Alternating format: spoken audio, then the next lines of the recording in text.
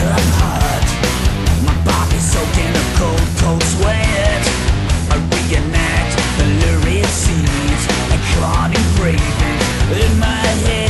Oh, I can't punch hard enough, and I can't kick high enough, and I can't shoot straight enough, and I can't hold on enough, and I can't stay down enough, and I can't take pain enough, and I can't breathe fast enough, I can't die dead enough. Hello there, Starscream back for a relatively quick review of a real fan favourite character. And this character in question is Thundercracker. Now, as you can probably tell, this is the reissue. My original one's on the shelf. I'm not getting it down because these parts of the weapons on the original one, as you know, are quite thin, and I've snapped them both. I've glued them back. That's my problem. Should have been less ham-fisted, but needless to say, I had to get an original so I could actually pick the toy up without worrying it's going to crumble to bits. And as you can probably tell, this, as the original one, the colour scheme from the cartoon is wrong. I did a repaint one. Unfortunately, when I moved, he got all chipped up, but he was actually more cartoon accurate. Never mind. So, Thundercracker, a very nice character. Unfortunately, the character which we know that exists isn't that well developed. Now, he's one of the first ones activated on Earth, and him and Skywarp seem practically inseparable through most of Season 1. In Season 2 they're more background, and obviously in Season 3 they're not there.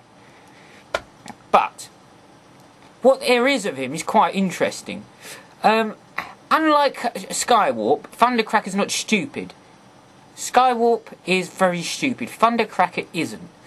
He doesn't actually like Starscream. He's a loyal Decepticon, but he doesn't like Starscream. He doesn't like his attitude or the things he tries to accomplish. He backs up Megatron. He's very loyal to Megatron. So much so that he jeopardises certain aspects of his character to keep himself in line with what Megatron wants. Now, this is explained in the Universe comic that I read up on, and it's on Wikipedia, so you're free to have a look, obviously, but apparently it describes him as having somewhat of a conscience or some empathy for the Earthlings, or people in general. He doesn't think they should be killed just for the sake of it. Now, that was a first for me. When I was looking up supposed character references for him, as far as I could tell, he never expressed any of that in the cartoon show or the original comics. Now, maybe I just overlooked it, or they're trying to build more on the character than is initially there, but I'll be honest with you on that point, I don't think that was part of his character. Part of his character I do know is he is a piss taker.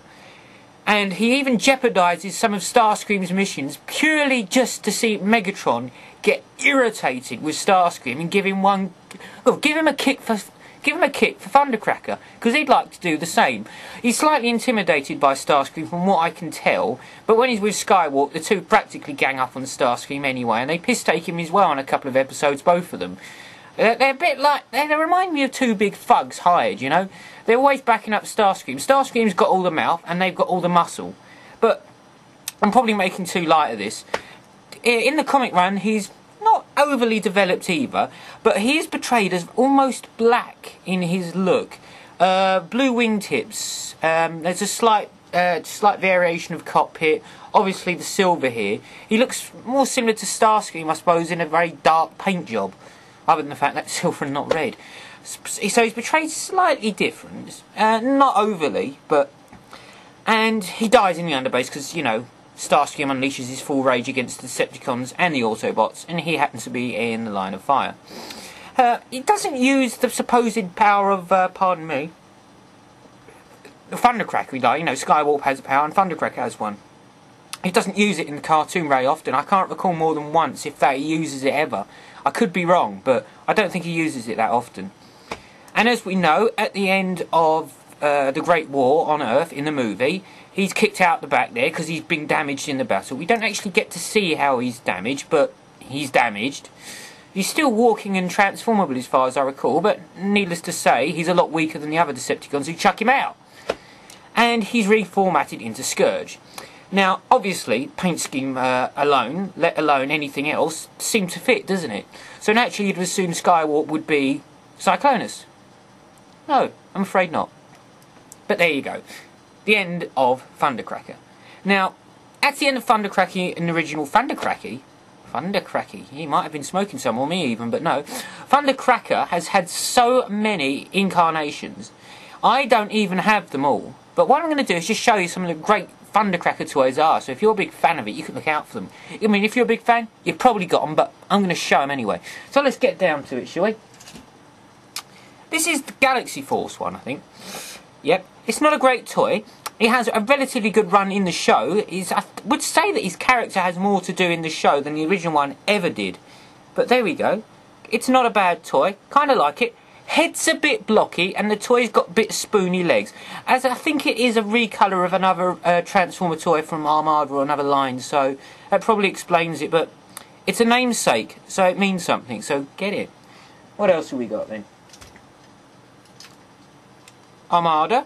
Very good. Starscream even says, and I've said it before, when he gets turned into this colour, I look like Thundercracker. But it's not Thundercracker. It's released as Thundercracker as the toy. It's done the same colour as Thundercracker. But it's supposed to be Starscream in blue. Go figure. But it sold more toys, didn't it? So there we go. They've done it again. But it's not a bad toy. I liked it. Look out for that one if you can find it. I think it's come quite rare now. But there you go. They always do, don't they? If you can get hold of the Botcom exclusives, they did a Thundercracker one. Yay, kind of cool. Like this one a lot. This is more show accurate as regards colour. Now if you look at the colour of him, the lighter colour, and you look at him, you can see the difference instantly. Oh, the light's ruining now, you miserable light. Urgh, what am I doing? Yeah, you can see the variation in colour. He's lighter and he's darker.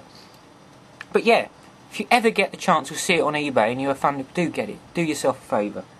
And they've just released the movie one. Now, the movie one's interesting because it's a remould of the anime coloured Starscream. Now, Starscream in the movie isn't the exact same as this mould.